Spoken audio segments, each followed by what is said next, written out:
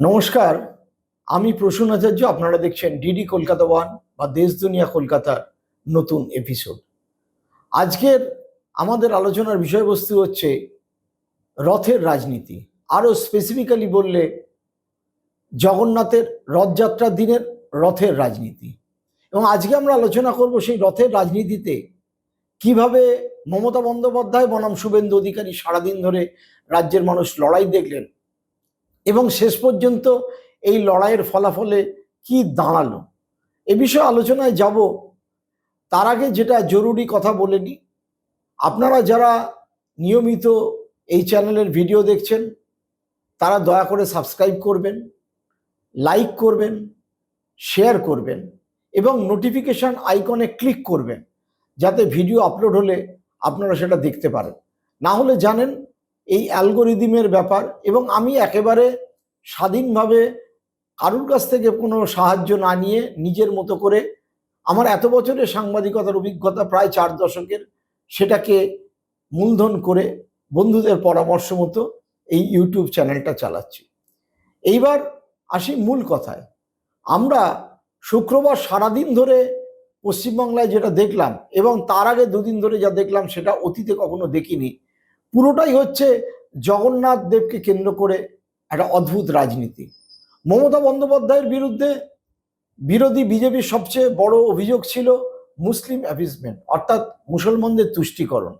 সেইখান থেকে তিনি দীঘার জগন্নাথ ধাম মন্দির তৈরি করে, কালচারাল সেন্টারের নামে মন্দির, ঘুরপথে বেকাপথে সরকারি টাকায় হিটককি দিয়ে তৈরি করিয়ে যেভাবে পাল্টা একটা হিন্দু রাজনীতির ন্যারেটিভ চাপিয়ে দিলেন বিজেপির ঘাড়ে। এবং আমরা দেখেছি সেই জগন্নাথ ধামের উদ্বোধনে দিলীপ ঘোষ পর্যন্ত গিয়েছিলেন। তারপর থেকে মমতা বন্দ্যোপাধ্যায়ের বিরুদ্ধে একমাত্র মুসলিম সন্তুষ্টিকরণের অভিযোগ তোলা যাচ্ছে না, উল্টো দিকে তিনি একইভাবে হিন্দু তুষ্টিকরণের রাস্তায় নিয়েছেন, এই অভিযোগও বহু মানুষ তুলছেন এবং সেটা বসেও দেখা যাচ্ছে। আমরা এই প্রসঙ্গের আগে ভিডিও করেছি, আলোচনা করেছি। আজকের আমাদের আলোচনা বিষয়বস্তু হচ্ছে যে এই বিষয়টাকে, অর্থাৎ জগন্নাথ ধামের যে জগন্নাথ দেবের প্রথম রথযাত্রা, তিনি সেটাকে কিভাবে ক্যাপিটালাইজ করলেন তার ভোটের নিরিখে। আমরা জানি যে পশ্চিমবঙ্গের ভোট ঘোষণা হতে আর খুব বেশি হলে 8 মাস বাকি আছে এবং তার আগে থেকেই অলরেডি রান আপ শুরু হয়ে গেছে। প্রধানমন্ত্রী এসছেন, অমিত শাহ এসছেন এবং বিরোধী দলনেতা শুভেন্দু অধিকারী তিনি সুকান্ত মজুমদারকে পেছনে ফেলে চিফ মিনিস্টারের ফ্রন্ট রানার হিসেবে এগিয়ে যেতে চাইছেন। এবং এইটাকে কেন্দ্র করে যে রাজনীতি জগন্নাথ দেবকে কেন্দ্র করে আমরা পশ্চিমবঙ্গে এই গতকাল অর্থাৎ বৃহস্পতিবার, এই শুক্রবার দিন দেখলাম, সেটা অতীতে কোনোদিন হয়নি। প্রথম কথা, মমতা বন্দ্যোপাধ্যায় সার্বিকভাবে তার জনসংযোগের রাস্তা বেছে নিলেন। একটা জগন্নাথ দেবের ছাপমারা প্যাকেটে 2টো করে মিষ্টি বিভিন্নভাবে পুরো পরিষেবা থেকে শুরু করে রেশন দোকানের মাধ্যমে গ্রামে গ্রামে বাংলার সর্বত্র বিলি করলেন, সমস্ত হাউস হোল্ডে, হিন্দু মুসলিম নির্বিশেষে। শুভেন্দু অধিকারী অভিযোগ তুলেছিলেন হালাল সন্দেশ, সেটা টেকেনি। এরপরে যেটা দেখলাম, মমতা বন্দ্যোপাধ্যায় বুধবার দিন থেকে গিয়ে পড়ে রইলেন দীঘায় এবং সেই দীঘায় যে প্রথম রথযাত্রা হলো তাতে এত মানুষের সমাগম হলো, পশ্চিমবঙ্গের বিভিন্ন জায়গা থেকে মানুষ পৌঁছে গেল এবং পুরো শোটাকে কেন্দ্র করে মমতা ব্যানার্জি, ইসকন, ওখানকার পুজোরীরা, মানে শুধু গ্র্যান্ডারের দিকে না, বিজনেসের দিকে না, ভোটের প্রচার সামগ্রিকভাবে গত 1 সপ্তাহ ধরে মমতা ব্যানার্জি যেভাবে নিজেকে তুলে ধরলেন, তাতে তিনি বলা চলে যে শুভেন্দু অধিকারী যে সনাতনী সনাতনী করে এবং হিন্দু আইকন হিসেবে নিজেকে প্লেস করে ঘুরছিলেন, তিনি এই মুহূর্তে 5-1 গোলে পিছিয়ে গেছেন। অর্থাৎ বিধানসভা ইলেকশনের আগে জগন্নাথের রথকে কেন্দ্র করে, জগন্নাথ দেবের যে রথযাত্রার দিনটাকে কেন্দ্র করে মমতা বন্দ্যোপাধ্যায় সারা রাজ্যে, বিশেষ করে দক্ষিণবঙ্গে, আরো স্পেসিফিক করে বললে পূর্ব মেদিনীপুরে, যেখানে 2টি লোকসভা কেন্দ্রের যে 14টি বিধানসভা কেন্দ্র 2021 সালে তার 13টিতে জিতেছিল বিজেপি, সেইখান থেকে তিনি বার করে আনছেন কিভাবে খেলাটাকে, সেটা একটা অদ্ভুত ব্যাপার।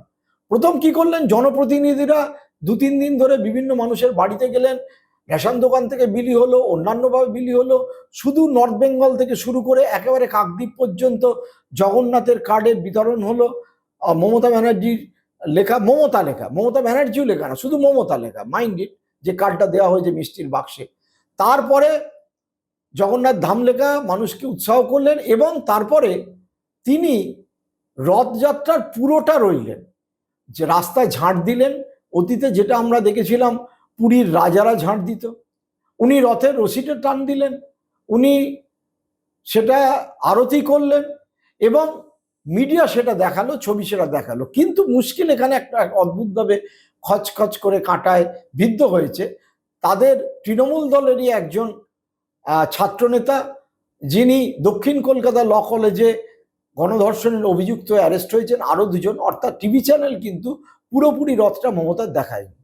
আমরা ফিরে আসি আবার পুরনো কথায়। উল্টো দিকে শুভেন্দু অধিকারী সকাল থেকে বেরিয়ে কলকাতার সেন্ট্রাল এভিনিউয়ে রথযাত্রার রথ টানলেন। তারপর তিনি চলে গেলেন মেছেদার ইস্কন মন্দিরে, সেখানে বিপুল পরিমাণে মানুষের জনসমাগম হলো। তিনি সেখানে জগন্নাথ দেবকে নিয়ে গেলেন, এবং ঘন্টায় ঘন্টায় শুভেন্দু অধিকারী যে সমস্ত পোস্ট করতে শুরু করলেন, তাতে বোঝা গেল এই জগন্নাথের রথযাত্রাকে কেন্দ্র করে তিনি মমতার সাথে একটা সরাসরি দ্বন্দ্ব সংঘাত খেলায় নেমে পড়েছে। সেখানে জগন্নাথের রথের চাকা কিছুটা বিগড়ে গেছিল, আটকে গেছিল, তিনি জগন্নাথের রথ বন্ধ হয়ে গেল সেটা টুইট করলেন। মমতা ব্যানার্জি নারকোল ছুঁড়লেন, কিভাবে নারকোল ভাঙতে পারেন না সেটাকে টুইট করলেন, এমনকি ভিড় হয়নি বলে ব্যঙ্গ করলেন। উল্টো দিকে মমতা বন্দ্যোপাধ্যায় পুরো বিষয়টাকে রাজনীতি করছেন, কারণ একপাশে অরূপ বিশ্বাস, একপাশে চন্দ্রিমা ভট্টাচার্য, তার সঙ্গে পুলক রায়, তার সাথে অন্য মন্ত্রী সুজিত বোস, তিনি তার যে ক্যাবিনেট, সেই পুরো ক্যাবিনেটটাকে নিয়ে ইস্কনের সাধু এবং অন্যান্য গেরুয়াধারীদের সঙ্গে নিয়ে হাঁটলেন রাস্তার দুপাশে। তিনি বুধবার দিনকেই রোড শো করেছিলেন, তিনি আবার দীঘাতে রোড শো করলেন, কিন্তু সেই রোড শোয়ে একটা অদ্ভুত খচখচে কাঁটা হয়ে রইল। তার প্রোগ্রামটা সেট ছিল তিনি শনিবার দিন কলকাতায় ব্যাক করবেন, আপনারা যখন আমাদের এই আলোচনা শুনছেন, কিন্তু তিনি শুক্রবার সন্ধ্যের পরে, কারণ তার এলাকা, তার কেন্দ্র দক্ষিণ কলকাতায়, এবং যে এই কাণ্ডটি ঘটিয়েছে মনোজিৎ মিশ্র, তার সাথে শুধু চন্দ্রিমা ভট্টাচার্যের ছবি নেই, শুধু অশোক দেবের ছবি নেই, মমতার ভাইয়ের বউ স্থানীয় কাউন্সিলরেরও ছবি রয়েছে তার সাথে। অর্থাৎ মমতা বন্দ্যোপাধ্যায় গোটা ব্যাপারটাই কিন্তু অদ্ভুতভাবে একটা সমস্যায় পড়েছে। আমি শুধু শুভেন্দু অধিকারীর কয়েকটি টুইট না পড়ে শুনিয়ে পারছি না। উনি যখন মমতার রথযাত্রা হয়েছে তখন লিখে যাচ্ছেন এটাকে ব্যঙ্গ করে, যে তীর্থের কাকের শখ হয়েছিল কলকাতাকে লন্ডন বানাবেন, লন্ডন শহরে বিখ্যাত স্থাপত্য বিগ বেনকে নকল করে কলকাতার রাজপথে বসানো হলো, ব্যাস কলকাতা লন্ডন হয়ে গেল। এখান থেকে, অর্থাৎ তীর্থের কাক কাকে বলছেন আমি আর সেটা বললাম না। শেষে বলছেন, প্রথমে বলেছিলেন যে দীঘা হবে গোয়া, বুঝলেন পারবেন না, গোয়ার মতো আন্তর্জাতিক গন্তব্য গড়ে তোলা ওনার ক্ষমতার বাইরে, কি করা যায়, তবে কাছাকাছি পুরী রয়েছে, যদি দীঘাকে পুরী বানিয়ে দেওয়া যায় ব্যাস আবার অনুকরণ করো। তবে এবার প্রতিযোগিতায় নেমে পড়লেন স্বয়ং তীর্থক্ষেত্রের সাথে। যুগের পর যুগ ধরে চলে আসা রীতিনীতি একেবারে কয়েক মাসের মধ্যে রপ্ত করে ফেলতে হবে। ভক্তরা সাথে নেই তো কি হলো, পুলিশ তো আছে, সব হয়ে যাবে। কিন্তু অনুষ্ঠানের আয়োজন করা আর তীর্থস্থানের মাহাত্ম্য এবং পরম্পরা সৃষ্টি করা এক ব্যাপার নয়। মানুষের আস্থার টেন্ডার দরপত্র তো আর বের করা যায় না, যে সরকারের প্রশাসনকে নামিয়ে দিলাম মাঠে আর ভক্তের মনের মধ্যে ভক্তি সঞ্চার হয়ে গেল। আজ 7,000 পুলিশ নিয়ে পথে নামার পরেও দীঘার চিত্রই প্রকৃত ভক্তরা রইলেন দূরে। এক কথায় দীঘা ফ্লপ শো, দীঘা ফাঁকা।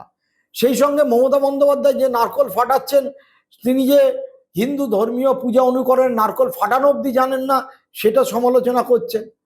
তার দীঘার যে মন্দির, পুরীর মন্দির, তার রথের চাকা আটকে গেলে শুভেন্দু অধিকারী বলছেন মহাকুম্ভকে মৃত্যুকুম্ভ, সনাতন ধর্মকে গান্দা নোংরা ধর্ম বলা, জয় শ্রীরামকে গালাগাল বলে উল্লেখ করা, তীর্থক্ষেত্রে প্রতিদ্বন্দ্বিতা করে নেমে ভগবানের রোষ হওয়াটাই স্বাভাবিক। অর্থাৎ পুরো বিষয়টা আমরা দেখতে পাচ্ছি যে ধর্ম মমতা বন্দ্যোপাধ্যায় পুরো পালন করে, শুভেন্দু কিন্তু শঙ্কিত। কারণ কি?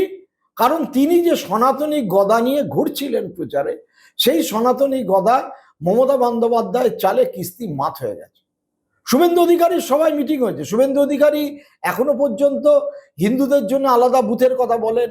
তিনি বলছেন যে যা ভোট হয়ে গেল, আমরা দেখলাম কালীগঞ্জে হিন্দুরা বিজেপিকে ভোট দিয়েছেন, অর্থাৎ তার যে হিন্দু কনসলিডেশনের প্রচেষ্টা। মমতা বন্দ্যোপাধ্যায়ের এই একটা মাস্টার স্ট্রোক বলা চলে। দীঘার যে জগন্নাথ মন্দির, সেই জগন্নাথ মন্দিরের উদ্বোধনের সময়, তার জমি দেখার সময় কিন্তু মমতার সঙ্গী ছিলেন এই শুভেন্দু।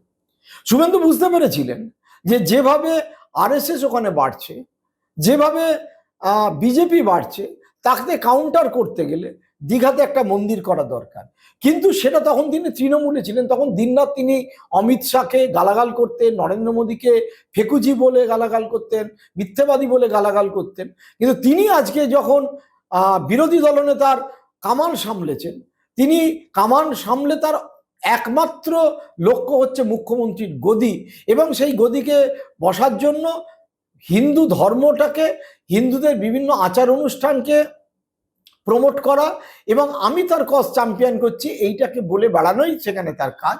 সেইখানে মমতা ব্যানার্জি, আপনার লক্ষ্য করুন, বুধবার, বৃহস্পতিবার, শুক্রবার 3টে দিন দীঘার মতো জায়গায় থেকে, এবং প্রথম দিনের লোড শো থেকে শুরু করে পরের দিন আপনারা সকলেই ছবি বিভিন্ন জায়গায় দেখেছেন, দীঘার পাড়ে বসে বাঁদরকে তিনি খাওয়াচ্ছেন। তারপরে এই জগন্নাথের যে রথযাত্রা, সেইটা পর্যন্ত মমতা করে যে হিন্দু জাগরণের যে ডাক শুভেন্দু অধিকারী দিয়েছিলেন, সেই টায়ার কিন্তু অনেকটা পাঞ্চার করে দিতে পেরেছেন। এবং কালীগঞ্জের ভোটটাকে যদি চালের হাঁড়ির একটা ভাত বলে আমরা মনে করি, সেই ক্ষেত্রে দেখেছি যে হিন্দু ভোটের একটা বড় অংশ, অর্ধেকের কাছাকাছি না হলেও বড় অংশ বুথগুলোতে, প্রায় 40% ওপরে হিন্দু ভোট কিন্তু মমতা বন্দ্যোপাধ্যায়, 40-50%, কোথাও তার বেশি ভোট কিন্তু মমতা বন্দ্যোপাধ্যায়ের ঝুলিতে পড়েছে। অর্থাৎ এই একটি ক্ষেত্রে, এই রথযাত্রাকে কেন্দ্র করে আমরা অতীতে রাজনীতি রথের দেখেছি, সেই রথের রাজনীতি দেখেছি। আদবানি রথযাত্রা করেছিলেন রামচন্দ্রকে কেন্দ্র করে, সেই রথ তাকে ক্ষমতায় এনেছিল। লালুর রথযাত্রা দেখেছি, গরিব রথে চড়ে লালু ঘুরতেন। পরবর্তীকালে তো আমরা দেখলাম যে ভারত জোড়ো যাত্রাতেও সেইভাবে না হলেও রাহুল গান্ধীর রথ ছিল। কিন্তু মমতা বন্দ্যোপাধ্যায় খোদ জগন্নাথের রথকে কেন্দ্র করে এই যে রাজনীতি, সেটা পশ্চিমবঙ্গে অতীতে কখনো দেখা যায়নি। এবং আজকের যে ঘটনার যা রিয়াকশন, যারা এই প্রসাদ পছন্দ করেন বা করেন না মমতাকে, তারাও খেয়েছেন।